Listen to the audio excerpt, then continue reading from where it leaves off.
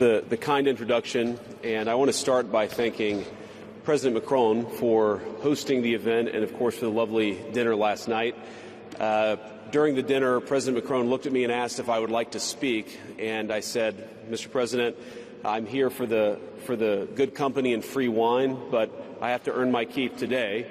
And I, of course, want to thank Prime Minister Modi for being here and for co-hosting the summit, for all of you for participating.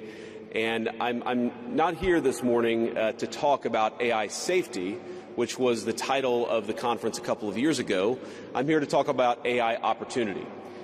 When conferences like this convene to discuss a cutting-edge technology, oftentimes I think our response is to be too self-conscious, too risk-averse. But never have I encountered a breakthrough in tech that so clearly calls us to do precisely the opposite. Now, our administration, the Trump administration, believes that AI will have countless revolutionary applications in economic innovation, job creation, national security, healthcare, free expression, and beyond.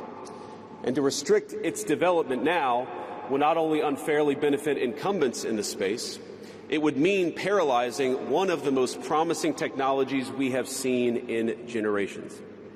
Now, with that in mind, I'd like to make 4 main points today. Number 1, this administration will ensure that American AI technology continues to be the gold standard worldwide, and we are the partner of choice for others, foreign countries, and certainly businesses as they expand their own use of AI. Number 2, we believe that excessive regulation of the AI sector could kill a transformative industry just as it's taking off, and will make every effort to encourage pro-growth AI policies, and I like to see that deregulatory flavor making its way into a lot of the conversations this conference. Number 3, we feel very strongly that AI must remain free from ideological bias, and that American AI will not be co-opted into a tool for authoritarian censorship.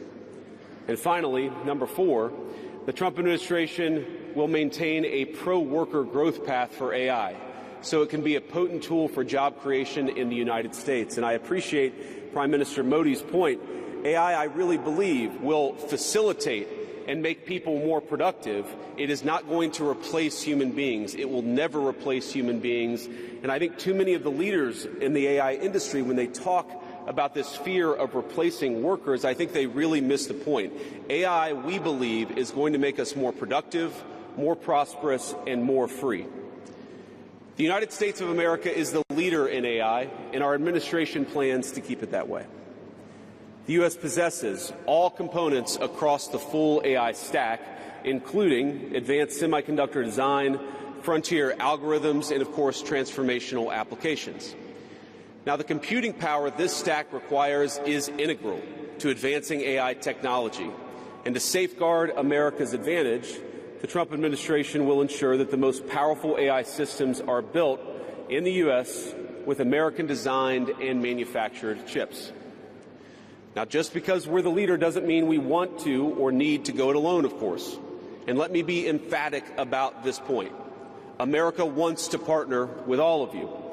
And we want to embark on the AI revolution before us with a spirit of openness and collaboration. But to create that kind of trust, we need international regulatory regimes that fosters the creation of AI technology rather than strangles it.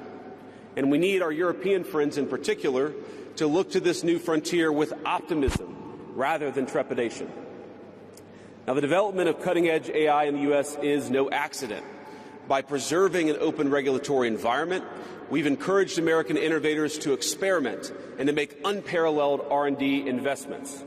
Of the $700 billion, give or take, that's estimated to be spent on AI in 2028, over half of it will likely be invested in the United States of America.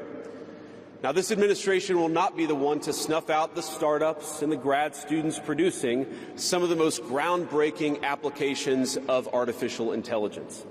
Instead, our laws will keep big tech, little tech, and all other developers on a level playing field.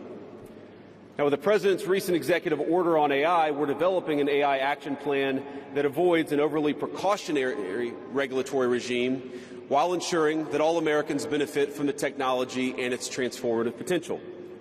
Now, we invite your countries to work with us and to follow that model if it makes sense for your nations. However, the Trump administration is troubled by reports that some foreign governments are considering tightening the screws on U.S. tech companies with international footprints. Now, America cannot and will not accept that, and we think it's a terrible mistake, not just for the United States of America, but for your own countries. The U.S. innovators of all sizes already know what it's like to deal with onerous international rules. Many of our most productive tech companies are forced to deal with the EU's Digital Services Act and the massive regulations it created about taking down content and policing so-called misinformation. And of course, we want to ensure the Internet is a safe place, but it is one thing to prevent a predator from preying on a child on the Internet, and it is something quite different to prevent a grown man or woman from accessing an opinion that the government thinks is misinformation. Meanwhile, for smaller firms, navigating the GDPR means paying endless legal compliance costs or otherwise risking massive fines. Now, for some, the easiest way to avoid the dilemma has been to simply block EU users in the first place. Is this really the future that we want? Ladies and gentlemen, I think the answer for all of us should be no. Now, there's no issue where we worry about more than regulation when it comes to energy. And again, I appreciated the comments of so many at the conference because they recognize that we stand now at the frontier of an AI industry that is hungry for reliable power and high-quality semiconductors. Yet too many of our friends are deindustrializing on the one hand and chasing reliable power out of their nations and off their grids with the other. The AI future is not going to be won by hand-wringing about safety. It will be won by building, from reliable power plants to the manufacturing facilities that can produce the chips of the future. Now, at a personal level, what excites me most about AI is that it is grounded in the real and the physical economy. The success of the sector isn't just a matter of smart people sitting in front of a computer screen and coding. It depends on those who work with their hands, even as robotics will change our factories. It will certainly make our healthcare providers better at treating diseases, but it will also depend on the data produced by those healthcare providers, by those doctors and nurses. I believe it will help us create and store new modes of power in the future, but right now, AI cannot take off unless the world builds the energy infrastructure to support it.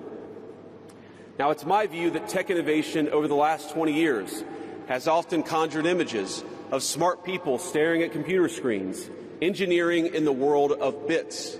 But the AI economy will primarily depend on and transform the world of atoms. Now, at this moment, we face the extraordinary prospect of a new industrial revolution, one on par with the invention of the steam engine or Bessemer steel.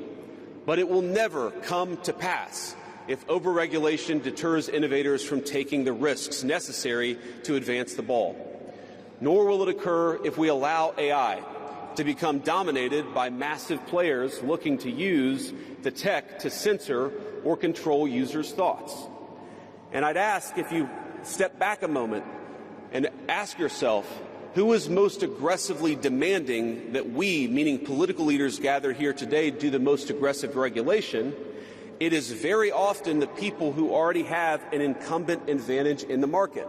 And when a massive incumbent comes to us asking us for safety regulations, we ought to ask whether that safety regulation is for the benefit of our people or whether it's for the benefit of the incumbent.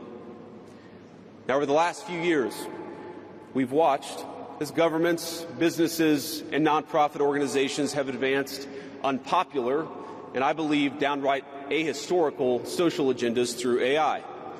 In the U.S., we had AI image generators trying to tell us that George Washington was black or that America's doughboys in World War I were in fact women. Now, we laugh at this now, and of course it was ridiculous, but we have to remember the lessons from that ridiculous moment. And what we take from it is that the Trump administration will ensure that AI systems developed in America are free from ideological bias and never restrict our citizens' right to free speech. We can trust our people to think, to consume information, to develop their own ideas, and to debate with one another in the open marketplace of ideas. Now, we've also watched as hostile foreign adversaries have weaponized AI software to rewrite history, surveil users, and censor speech. This is hardly new, of course.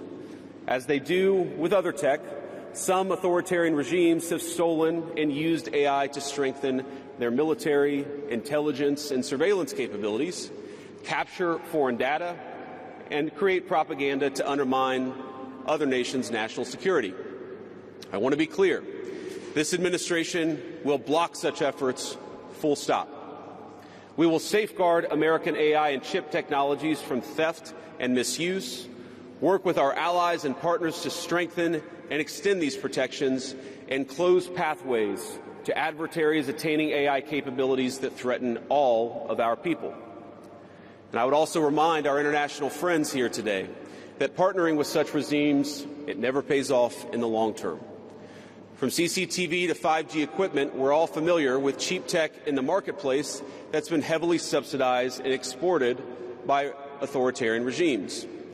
But as I know, and I think some of us in this room have learned from experience, partnering with them means chaining your nation to an authoritarian master that seeks to infiltrate, dig in, and seize your information infrastructure. Should a deal seem too good to be true, just remember the old adage that we learned in Silicon Valley: if you aren't paying for the product, you are the product. Finally, this administration wants to be very clear about one last point. We will always center American workers in our AI policy. We refuse to view AI as a purely disruptive technology that will inevitably automate away our labor force. We believe, and we will fight for policies that ensure that AI is going to make our workers more productive, and we expect that they will reap the rewards with higher wages, better benefits, and safer and more prosperous communities. From law to medicine, manufacturing, the most immediate applications of AI almost all involve supplementing, not replacing, the work being done by Americans. Now, combined with this administration's worker-first approach to immigration, we believe that a U.S. labor force prepared to use AI to its fullest extent will instead attract the attention of businesses that have offshored some of these roles. To accomplish this, the administration will make sure that America has the best trained workforce in the world.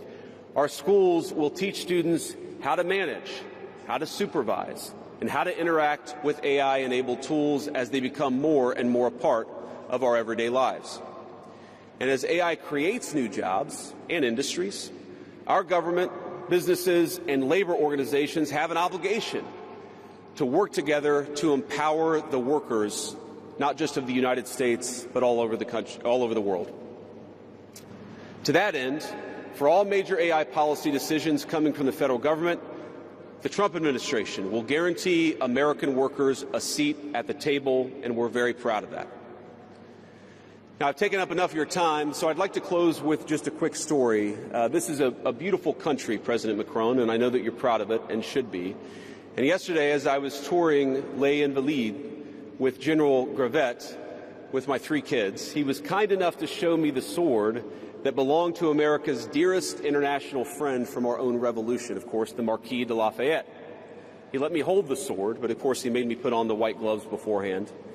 And it got me thinking of this country, France, and of course of my own country, and of the beautiful civilization that we have built together with weapons like that saber. Weapons that are dangerous in the wrong hands, but are incredible tools for liberty and prosperity in the right hands. I couldn't help but think of the conference today. If we choose the wrong approach on other things that could be conceived of as dangerous, things like AI, and choose to hold ourselves back, it will alter not only our GDP or the stock market, but the very future of the project that Lafayette and the American founders set off to create. Now, this doesn't mean, of course, that all concerns about safety go out the window, but focus matters. And we must focus now on the opportunity to catch lightning in a bottle, unleash our most brilliant innovators, and use AI to improve the well-being of our nations and their peoples. With great confidence, I can say it is an opportunity that the Trump administration will not squander. And we hope everyone convened here today feels exactly the same. Thank you, and God bless you all. Thank you.